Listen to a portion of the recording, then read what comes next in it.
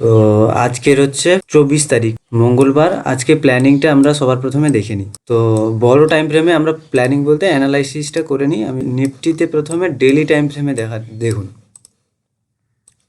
Daily time ফ্রেমে আমাদের একটা মার্কেট সেন্টিমেন্ট নিতে হবে। তো মার্কেট সেন্টিমেন্ট নেগেটিভ, ক্লিয়ার আমাদের। এবারে আমাদের চেষ্টা করতে হবে কি, তাহলে চেষ্টা করতে হবে ডাউন সাইডে যদি ট্রেড হয় তাহলে পসিবিলিটি বেশি থাকবে, রাইট? ও আচ্ছা আচ্ছা আচ্ছা আচ্ছা। তো তাহলে কি, যে ট্রেন্ডের সাথে ডাউন সাইডের ট্রেড আমরা যদি আমাদের সেট আপ অনুযায়ী পাই তাহলে পসিবিলিটিটা বেশি থাকবে। তো চলুন নিফটিতে কিছু সাপোর্ট অ্যান্ড রেজিস্ট্যান্স আমরা ড্র করে নিই। আচ্ছা, এইবারে প্রশ্ন হচ্ছে, গতকাল যেরকম এই যে ট্রেন্ড তৈরি করেছিল সেই ট্রেন্ড কিন্তু আমাদের ওই রকম লাগবে। তার আগে কিন্তু আমরা এখন ট্রেড করব না। তো যদি আমাদের ফার্স্ট আওয়ারে কখন ট্রেড পাই, যখন গতকালের সঙ্গে সিঙ্ক হয়ে যায় ব্যাপারটা। তো যেহেতু গতকালের সঙ্গে সিঙ্ক হতে গেলে এইসব জায়গায় মার্কেটকে ওপেন হতে হতো, তো এইসব জায়গায় ওপেন হয়নি। তো এখন যদি মার্কেটের পসিবিলিটি হচ্ছে দুই রকম। এক, যদি 5 মিনিট টাইম ফ্রেম এরকম এসে এরকম গিয়ে নিচে আসার চেষ্টা করে বা এরকম আসার চেষ্টা করে, তখন এইসব জায়গায় আমরা বাই করব, এইসব জায়গায় বাই করব, এগুলো টার্গেট থাকবে, এগুলো টার্গেট থাকবে। এটা 1 নম্বর পসিবিলিটি। আর 2 নম্বর পসিবিলিটি হচ্ছে মার্কেট আপসাইড মুভমেন্ট করা শুরু করলো এবং 5 মিনিট যে আমাদের ট্রেডিং স্ট্র্যাটেজিটা আছে, যে উইথ ট্রেন্ড, যে এইখানে সাপোর্ট নিচ্ছে, এইখানে সাপোর্ট নিচ্ছে, প্লাস ইএমের সাপোর্ট আছে। তো এই সব জায়গায় বেস্ট ট্রেড হবে। এই যে 23,900 কাছাকাছি আপসাইডে বেস্ট ট্রেড হবে, ঠিক আছে? এটাই হচ্ছে প্ল্যানিং। 5 মিনিট টাইম ফ্রেমে কিন্তু একটা এখানে সিচুয়েশান এসছে, ঠিক আছে?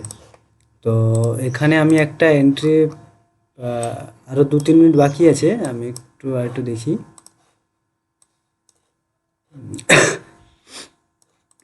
সেন্সেক্সে দেখি 5 মিনিটে, হ্যাঁ আচ্ছা,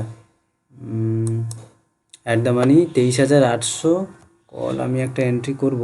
ওকে, আমি বাই করেছি 124 টাকা 10 পয়সাতে। 55 পয়সায় দাগ হয়েছে, ঠিক আছে।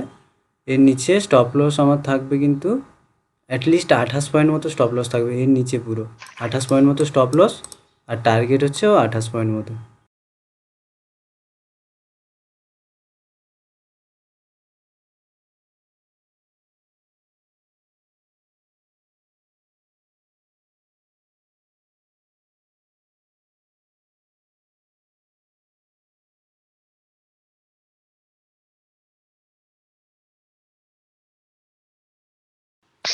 এই ট্রেডটা থেকে সবাই কস্ট টু কস্ট এক্সিট করে নিন। কস্ট টু কস্ট চলে মানে একটু বেশি 2-4 টাকা প্রফিট দিচ্ছে। আমি সবাইকে বলছি যারা যারা নিয়েছিলেন এক্সিট করে দিন। কারণটা আমি বলছি, কিছু কিছু ক্ষেত্রে এগুলোকে বলে ট্রেড ম্যানেজমেন্ট, ঠিক আছে?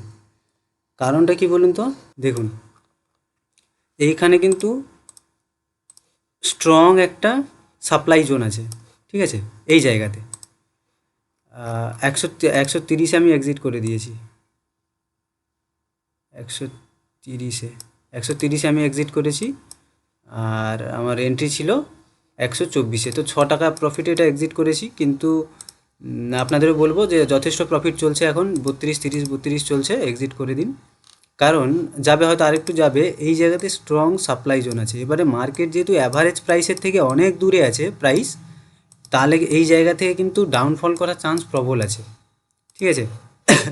আর ট্রেন্ড তো প্রপার আছে, কিন্তু ট্রেন্ডের সাথে রিট্রেসমেন্ট নেই, কিন্তু এখনও ভালো বড় কোনো রিট্রেসমেন্ট একটাও নেই। এই একটুখানি রিট্রেসমেন্ট নিলে কিন্তু শটাক চলে আসবে।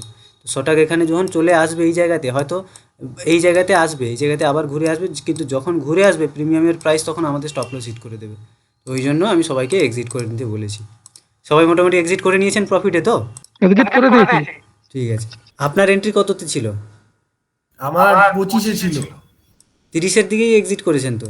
30-এ তো চলছিল যখন আমি বলি। হ্যাঁ, তো আমি 30-এ এক্সিট করেছি, বেশি প্রফিট হয়নি। তো ঠিক আছে, শুনুন, মাঝে মধ্যে এইরকম অ্যাডজাস্টমেন্ট করতেই হয়, কারণ আমরা লস না নিয়ে 5 পয়েন্ট প্রফিট, আমার মনে হয় সেটাই বেটার। ঠিক আছে, তো আবার পরের লাইভ ক্লাসে দেখা হচ্ছে, আমি সবাইকে গ্রুপে আপডেট দিয়ে দেবো।